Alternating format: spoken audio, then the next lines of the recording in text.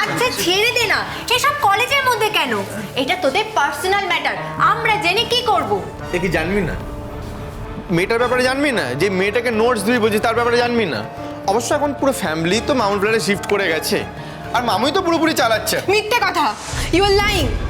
আমাদেরকে জোর করা হয়েছিল, আমার মাকে জোর করা হয়েছিল। ও তোমার মা বুঝি একদম বাচ্চা মেয়ে যে জোর করেছে নিজের বাড়ি ছেড়ে ফ্ল্যাটে শিফট করে গেছে? হ্যাঁ, যদি তাই হয়ে থাকে, যদি তাই হয়ে থাকে, তোমাদের সমস্যাটা কি? ফ্ল্যাটটা তো তোমার মামুর। ও মনে মনে তাহলে তোমরা এক্সপেক্ট করছিলে যে তোমার মামু তোমাদেরকেই সবকিছু দেবে না? সেই জন্য গায়ে লাগছে, সেই জন্য গায়ে লাগছে না? জাস্ট শাট আপ, হ্যাঁ জাস্ট শাট আপ। মেয়ে বলে এবার কিন্তু আমি ছেড়ে দেবো। কি করবে? গায়ে হাত তুলবে? গায়ে হাত তুলে দেখা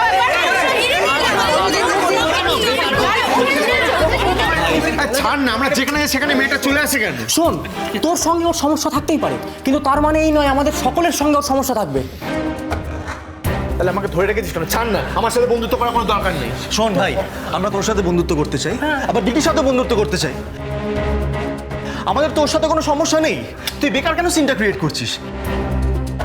তোর সাথে ওর যদি কথা বলতে ভালো না লাগে তুই কথা বলিস না। এক্স্যাক্টলি। ওর মতো ছেলের সাথে কথা বলতে আমার বই গেছে। আমি তো ভাবতেই পারছি না রোহিত আঙ্কেলের ভাগ্নে এরকম কি করে হতে পারে। একবার ভেবে দেখেছো তুমি, রোহিত আঙ্কেল যদি জানতে পারে তোমার সম্পর্কে রোহিত আঙ্কেলের কিরকম ইমপ্রেশন হবে? অ্যাটলিস্ট একবার রোহিত আঙ্কেলের তোমার এই রূপটা দেখা উচিত। তুমি কি রূপ দেখাবে? হ্যাঁ তুমি কি রূপ দেখাবে? হ্যাঁ জন্ম থেকে কোলে পিঠে বড় হয়েছে আমি মামুর কাছে, নাটক করে তো সব ভুলিয়ে রেখেছো। তবে একটা কথা মাথায় রেখো, হ্যাঁ আমাদের পরিবার একত্রিত, ঠিক আছে? অনেক ড্যামেজ করেছো মামুকে, আর নয়। মামু কিন্তু একা নয়, আমরা আছি। তাহলে সেদিন যখন তোমার মামু এসে এতগুলো কথা বলছিল সেদিন চুপ করেছিলে কেন? যখন বললো অন্তরটাকে ছোট করো না তখন চুপ করেছিলে কেন? তুমি কি ভাবলে মামু যেটা বললো আমি বিশ্বাস করে নিলাম? মানে তোমরা ভালো সেটাও বিশ্বাস করে নেবো, তোমরা কোনো স্বার্থে মেশো না সেটাও বিশ্বাস করে নেবো? বাহ, তোমরা তো মামুর কাছে শুধু হেল্প নিয়ে থাকো। কি করে নাও এত হেল্প একটা মানুষের থেকে? তোমাদের কি লজ্জা করে না? মামু তোমাদের কনসিডার করে, দয়া করে, দয়া, বুঝেছো? তোমার মামুর সাথে আমাদের কি সম্পর্ক সেটা বোঝার মতো শিক্ষা বা ক্ষমতা কোনোটাই তোমার মধ্যে নেই। ওই যে তুমি একটু আগে বলছিলে না শুধু ভালো নম্বর পেলেই হয় না, শিক্ষা দীক্ষা লাগে। আমি তোমার কথাটাই তোমাকে ফিরিয়ে দিচ্ছি। তুমি তার উজ্জ্বল দৃষ্টান্ত। ভালো নম্বর পেয়ে ভালো রেজাল্ট করে তুমি এখানে এসেছো ঠিক কথাই, কিন্তু শিক্ষা সহবত কোনোটাই তোমার মধ্যে তৈরি হয়নি।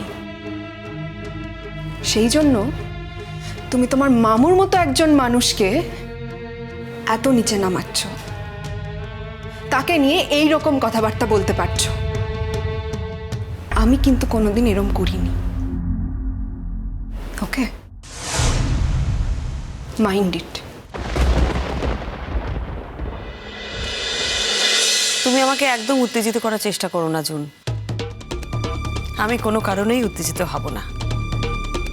আমি একটা মানুষের অসুস্থতার খবর পেয়ে এখানে ছুটে এসেছিলাম, আর তাকে অসুস্থ করার মূলে তুমি।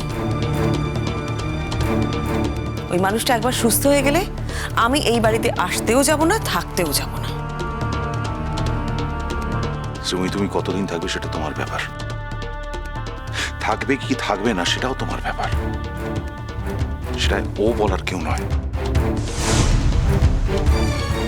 ওর কোনো অধিকার নেই, ওরাতে বাড়ি লেখা আছে ওর নামে, কিন্তু দোতলার ভোগ দখলের অধিকার তোমার, তোমাদের। ভোগ দখল?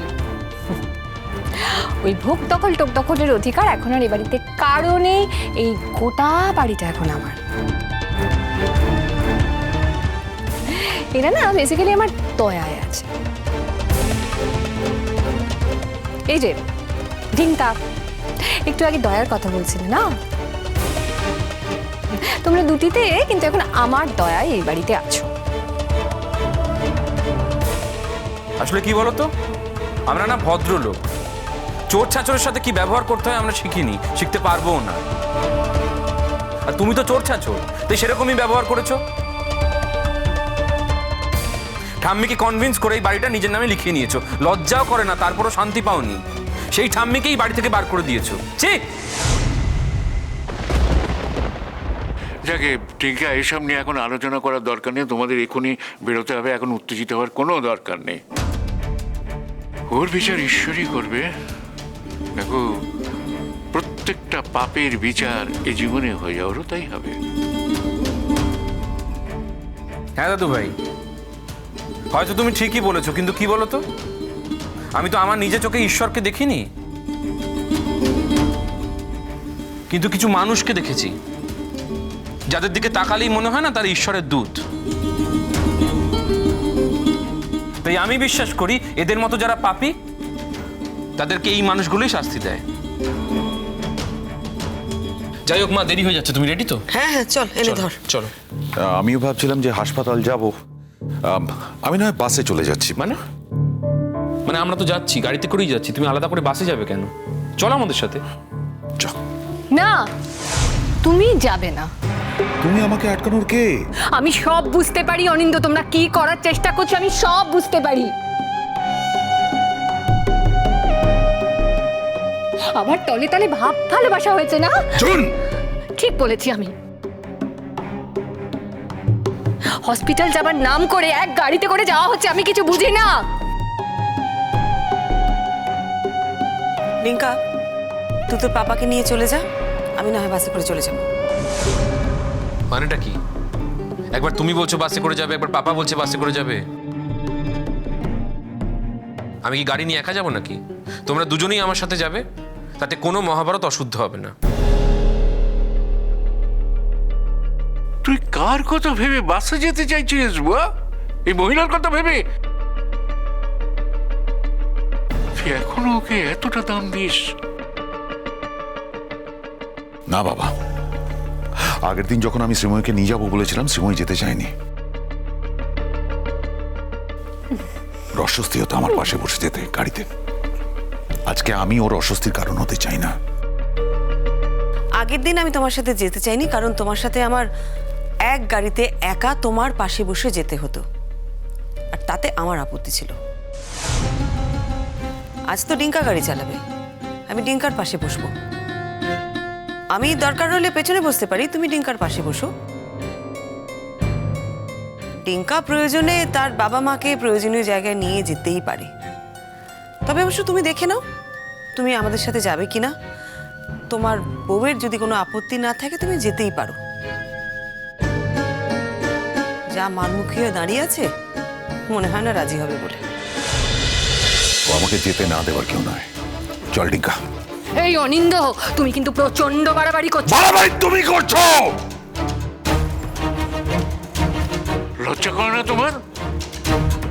অসভ্য মেয়ে মানুষ কোথাকার। ছেড়ে তার বাপকে নিয়ে যাচ্ছে তার মাকে দেখানোর জন্য, মায়ের শরীর খারাপ, আর তুমি তো একদিনও যাওনি। এদিকে মাসি মাসি করে 4 ঢোক জল বেশি খেয়ে ফেলতে। চুপ করুন, আপনার ভাষণ এখানে।